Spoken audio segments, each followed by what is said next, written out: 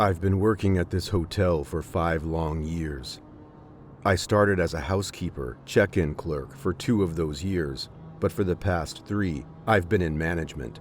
It's not a bad job, mostly because I work with some amazing people, but let's be real, dealing with guests and their annoying habits can really take a toll on you. Plus, working the night shift alone with crazy people is not something I want to be doing forever. Now, I'm not going to give too many details about the hotel or the guests. This town has a lot of tourists, and some of them are downright crazy. Over the years, I've seen some pretty wild things, like a guy waving a gun around and playing Russian roulette, a woman having a violent argument with herself, and a guy trying to jump into our indoor pool from the roof. But there's one guest that stands out in my mind. He was a balding, middle-aged guy. Nothing out of the ordinary, but his behavior was bizarre. He would just wander around the lobby and breakfast area, not saying anything. I tried to talk to him a few times, but he just stared at me until I walked away. Then, during breakfast, he loaded up several plates with sausages and kept switching seats every few minutes. Later that day, he came back to the hotel and asked me to call 911. Before I could even ask him why, the fire alarms started blaring. It was coming from his room, of course. We called the fire department and they rushed in. The guy followed them, screaming that they couldn't go in his room. We thought he might have been on drugs or something, but when they opened the door, we found something far worse. The room was trashed and the smell was unbearable. There was what looked like human waste all over the walls and furniture. But the worst part was the Polaroids of one of our maids, Mila. They were pinned up all over the room, some with darts, some with knives, and one with what looked like an ornate katana sword stabbed through it. I felt sick to my stomach, not just from the mess, but the thought of Mila going down that hall for cleaning. What would have happened if she had knocked on that door? It was a terrifying thought. Thankfully, the guy was taken away, and we pressed charges against him for property damage. But I never want to come across a guest like that again. And I certainly don't want to put any of my friends and co-workers in danger.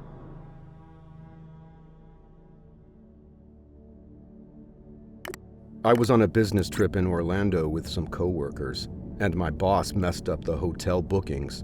We were 1 room short, and for a moment, I thought we would have to share. But one of my seniors, Chris, pulled out the company credit card and asked the hotel if they had another empty room. Luckily, they did, but someone had to take a less luxurious room. Being the youngest and newest in the company, I figured I should take one for the team and volunteer. Little did I know it was a decision I would soon regret. When we arrived at the hotel, the hostess informed me that my room wasn't ready yet and would take another hour and a half. Chris thumped me on the back and suggested I put my things away and meet them at the hotel bar. But with my room not ready, I felt weird about asking someone to put my stuff in their room. Instead, I decided to leave my luggage in the corner of the room where it wouldn't bother the cleaning staff and put my important documents in the hotel's safe. As I approached the room, I noticed that the door was wide open, and about 10 people were standing in the middle of the room, speaking a language I couldn't understand. They were all looking up at the ceiling, and as I looked up, I saw bare footprints on the ceiling, about 10 feet high, as if someone had been walking upside down. The people noticed me and asked if I had a camera phone. One of the maids took my phone, and I thought I was being robbed, until they explained that they wanted to take a picture of the footprints. I quickly went to the closet to put my things in the safe, but when I opened it, I was horrified. Inside was a single human toe coated in blood. I was in shock and dropped my papers all over the floor. The maid saw it and screamed. I immediately requested a new room, and thankfully, my company's charges were comped. But the memory of that toe haunted me, and I still wonder to this day who it belonged to. The incident was never explained, and while it made the news for a while, chaos is nothing new in Florida. I couldn't enjoy the benefits of the comped charges when all I wanted to do was forget the horror of that toe.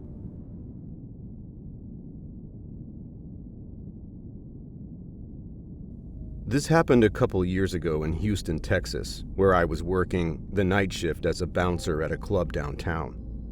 I was dating a girl at the time, who I'll call Selena for privacy. Selena and I had been dating for a few months, but we lived on opposite sides of the country. We had spent a few odd weekends together, but never an extended amount of time. One weekend, she decided she wanted to take a road trip by herself to come visit me. I was working my normal late-night shift that Saturday when my phone started ringing. "Hey," Selena yawned as soon as I answered the phone. "I can't drive anymore. I almost fell asleep on the interstate." I looked at the time. It was nearly midnight and she'd been driving for a while. "That's fine. Do you know where you're at?" "I passed an exit a while ago," she said. "It was 64, I think." I did some mental math, trying to triangulate her location. "I think you're about 2 hours away now. Just pull off at the next exit and find a motel, okay, babe?" "Yeah," she yawned again. "There's one coming up. Looks like there's a sign for a Wolf's Lodge Inn. I'll stay there." "Okay," I told her. "Get some rest and text if you need anything." We said our goodbyes and then hung up. A few minutes after we'd gotten off the phone, Selena texted me. The guy at the counter was a real creep, but at least they had an empty room. I told her to be careful, and she responded, "Of course." It wasn't long before she texted again, this time with a disgusting picture of a moldy cloth with a bug crawling on it. "The power is out in my room. I sat on the bed before seeing the water damage, or the cockroaches. I went into the bathroom to wash my hands, and a disgusting brown sludge came out. I'm going to cry." She sent me several unhappy emojis. "Hey, go back to the front desk. Ask for another room. This is unacceptable." It was a moment before she texted back. "I don't want to. The guy at the counter gave me an awful feeling. Maybe I should just get back on the road." I remembered how she said she'd almost fallen asleep on the road and immediately shot that idea down. "You need to sleep or you'll get in an accident." Selena sent another frowning emoji. "Fine, but I'm just going to sleep in the car." For a while, nothing came. I couldn't sleep because I was anxious about her arrival. I'd spent the past week cleaning the house like I never had before. I'd even repainted part of the kitchen. I wanted everything to be perfect. Just as I managed to get to sleep, Selena texted me. In all caps, it said, "Help." I felt a small panic attack coming on as I pondered all the horrific possibilities of what could be going on. My phone started ringing. This time she was FaceTiming me. "Look," she said as she answered. That was my room. The camera footage was dark, but I could see a figure shambling into the doorway. "That's the guy from the front desk." "He went into your room?" She nodded furiously. "I think he..." Selena cut herself off, whipping the camera away from her to point it back at the door. The man slammed the door and angrily made his way to the car. Selena ducked down. "He's coming," she whispered. "Oh my God, stay quiet." There was a loud pounding on the window. I saw a silent tear slip down Selena's cheek. "Open up," a gruff voice called. "I know you're in there." Selena remained perfectly still as the man kept pounding.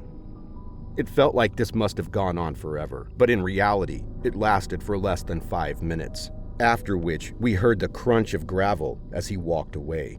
Selena peeked out the window again and saw he was heading towards the hotel room. She quickly jumped into the front seat and stuck the key in the ignition. The engine stalled, but she cranked it again, and it ran. She drove out of there as fast as possible. I'm terrified to think of what would have happened to her if that man had gotten to her.